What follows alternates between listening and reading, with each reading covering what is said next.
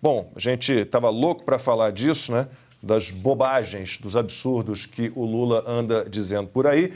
E durante a entrevista no programa do Ratinho, no SBT, na quinta-feira agora, o Lula, tentando atingir Bolsonaro, deu uma declaração preconceituosa contra o povo paulista. O petista ainda se definiu como uma pessoa educada e refinada. É um pouco ignorante, é o que ele é mesmo, um pouco ignorante. Aquele jeitão bruto dele, aquele jeitão de capial, sabe? Lá do interior de São Paulo, aquele capial de registro, bem duro, bem ignorante. Porque tem gente que acha que ser ignorante é bonito e não é. O que é bonito é você ser educado, você ser um cara refinado como eu.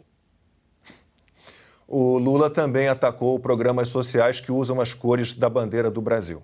Quero construir casa para o povo pintar do jeito que ele quiser, verde, amarela, azul, branca, vermelha, até vermelho eu quero que o povo pinte, sabe?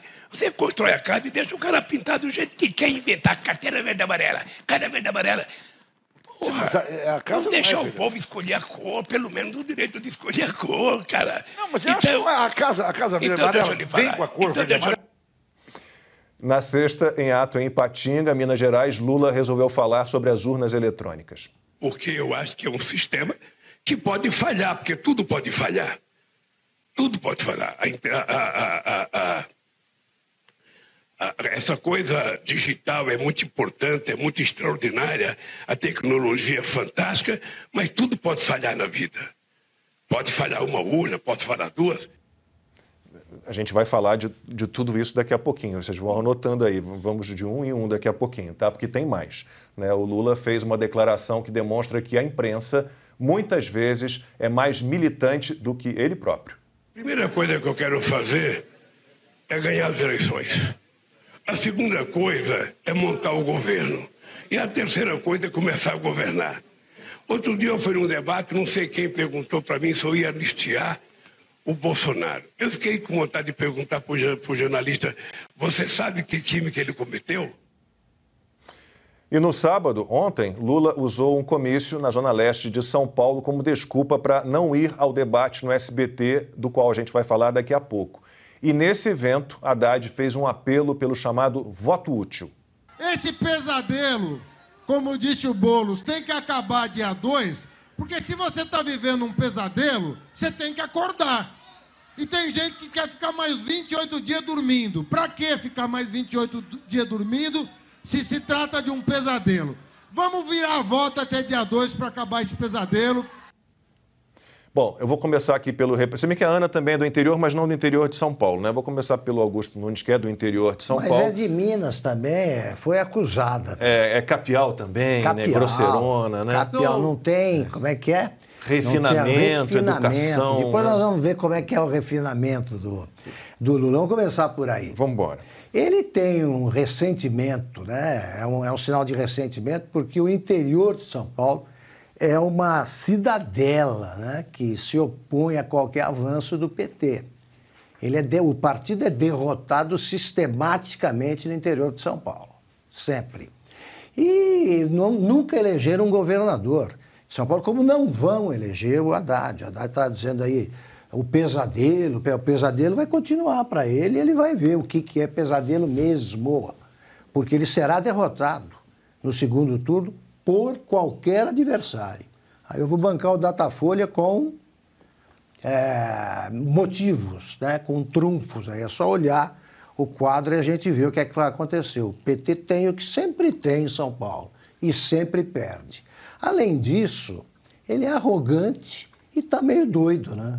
Esse aí é um bom exame feito aí nessa cabeça do Lula, vai ver que ele, olha, está precisando de um descanso, num primeiro momento, e de um bom tratamento, porque é como diz a Ana, deixa falar. Cada comício que ele faz desse tipo, ele perde votos. Por isso é que não foi ao debate. Irá ao da Globo, vamos ver o desempenho dele. Vocês viram o lapso que ele teve agora, deu um branco, aí ele volta a falar das urnas, eu não sei se ele está... Ele quase falou que não dá para confiar nas urnas. Pronto, né? É isso. E quando ele está sempre bravo, eu não estou entendendo. A expressão não muda, a voz não muda, seja qual for o assunto. Até quando ele fala que está apaixonado pela Janja, é a mesma coisa, ele está bravo. Então eu acho o seguinte, o pesadelo começaria se o Lula voltasse. E eu leio coisas dramáticas aí nos jornais.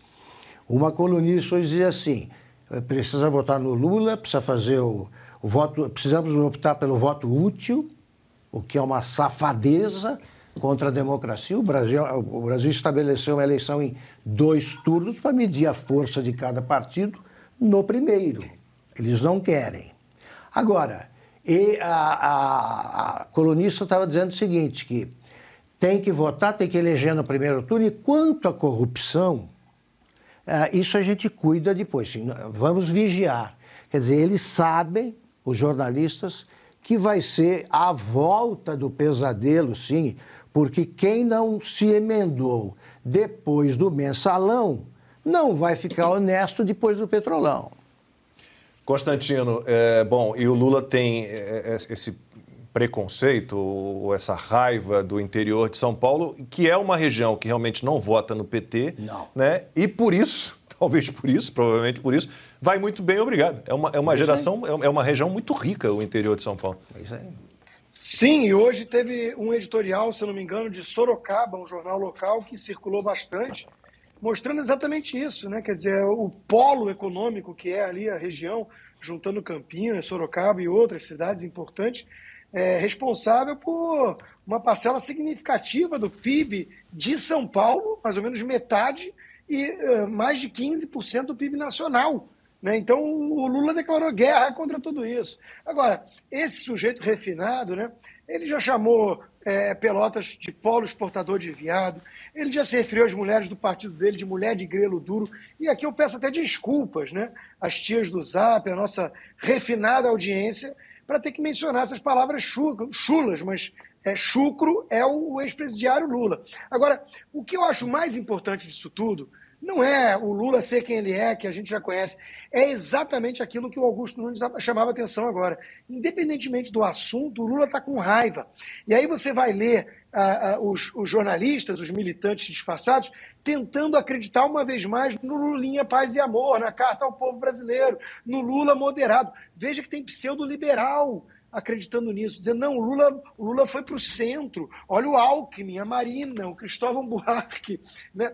Ele trouxe até o Meirelles, então a turma está querendo acreditar uma vez mais nesse engodo, em vez de olhar para a linguagem corporal, para o rancor, para o ressentimento que o Lula exala em cada fala.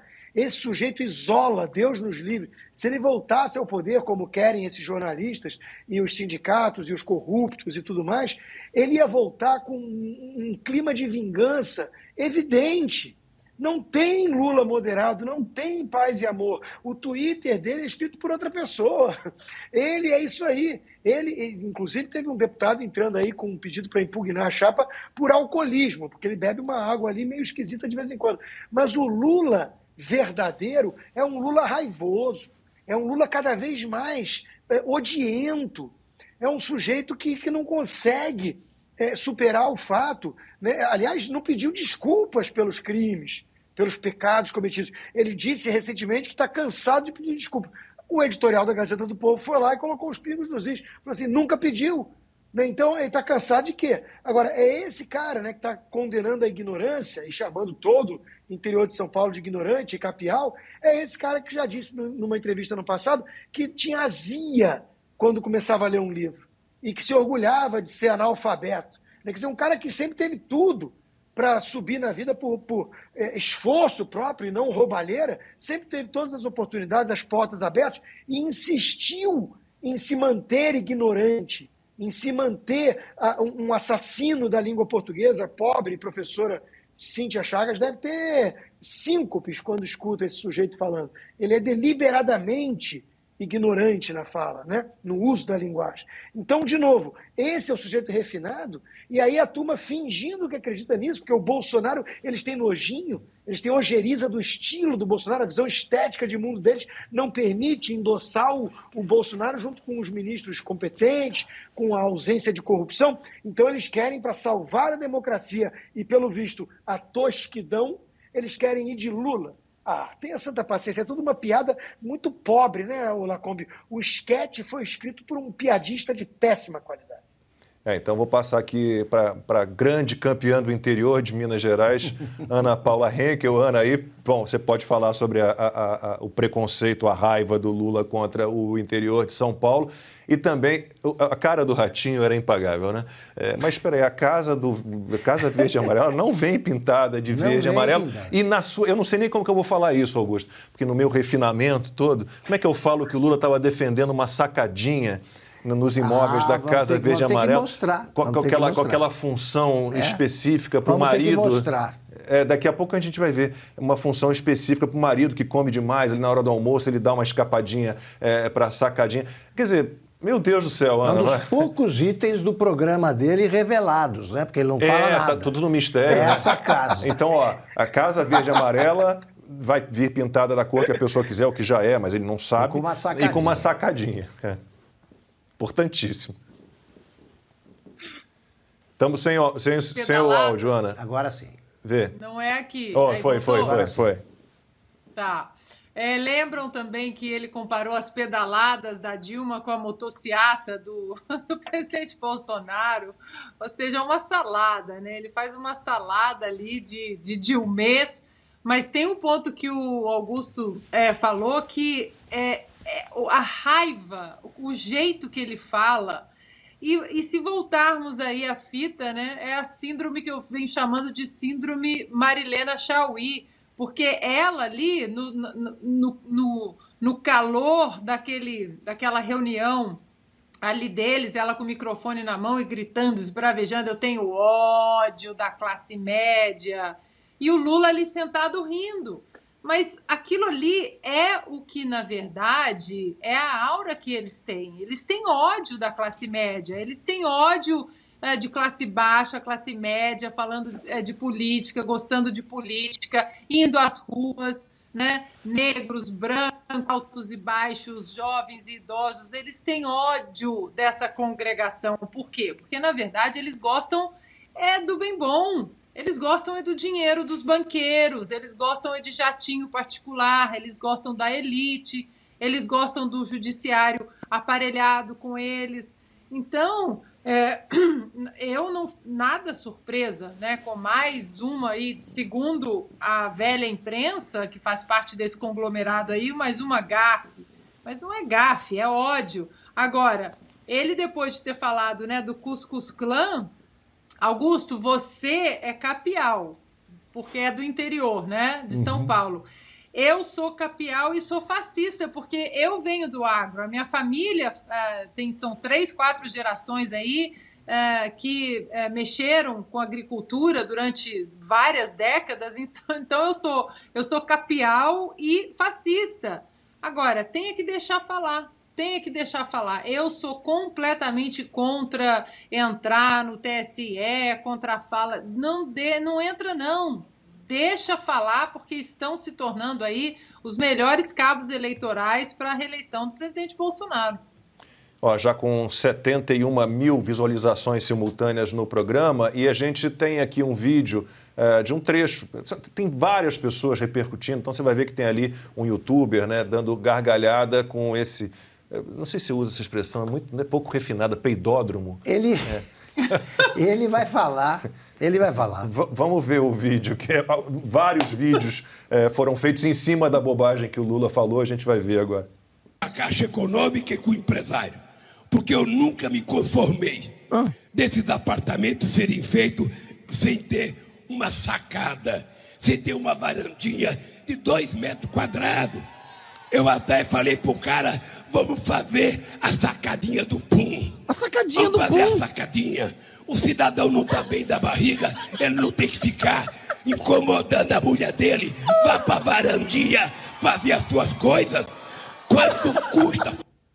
Pronto, todos os problemas do Brasil estão resolvidos. Lembrando que, mesmo que haja uma sacadinha no apartamento, para bater na mulher, tem que sair de casa. O Lula avisou. Ele é cuidadoso. Então, deixou isso muito claro, né? Então... Ele é refinado, né? Primeiro, eu queria saber por que ele não construiu essa tal sacadinha no Minha Casa Minha Vida. Já poderia ter feito isso. Segunda observação, ele não é de aparecer na varanda da casa dele.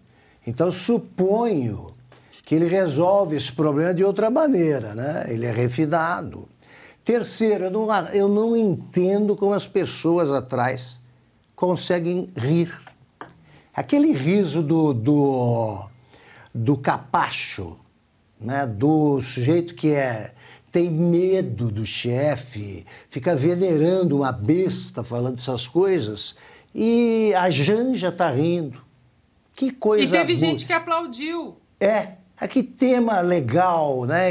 Esse é o item, eu repito, é só isso que a gente sabe que ele vai querer fazer se voltar à presidência, o que não vai acontecer. Não é? Essa sacada do Augusto de falar que foi a única parte do projeto de governo revelada é muito boa. Ele não fala mais nada. Mas, de novo, né? A gente sai do surrealismo, né?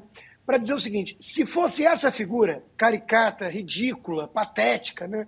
Raivosa, se fosse essa figura do nada se candidatando hoje, a gente já ia virar e falar assim, meu Deus, e a imprensa toda está incensando esse sujeito, está querendo que ele seja presidente, só que ele está vindo depois de 14 anos de governo de PT, depois de mensalão, petrolão e destruição da economia, com uma queda de 7% do PIB em 2 anos. O governo Dilma era Lula. Dilma é Lula, Lula é Dilma, disse Lula na campanha. Né? Então, era o mesmo ministro da Economia, o Guido Mantega.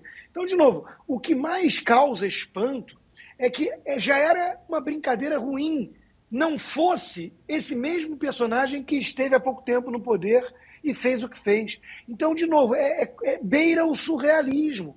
A gente olha em volta para o país e fala assim, o Brasil enlouqueceu ou as pesquisas mentem a esse ponto? Né? Porque a gente não acredita nas pesquisas, ele não sai na rua, ele só tem as bolhas, ele só tem as redações dos jornais, ele não tem rua, ele não tem povo. Então a gente questiona isso, porque se uma coisa dessas acontece, repito, isola, né? Deus nos livre, e o eleitor brasileiro que tenha juízo, mas não dá para aceitar. Eu digo, Lacombe, uma vez mais, a minha missão até outubro, está acabando, né? É não aceitar normalizarem esse absurdo.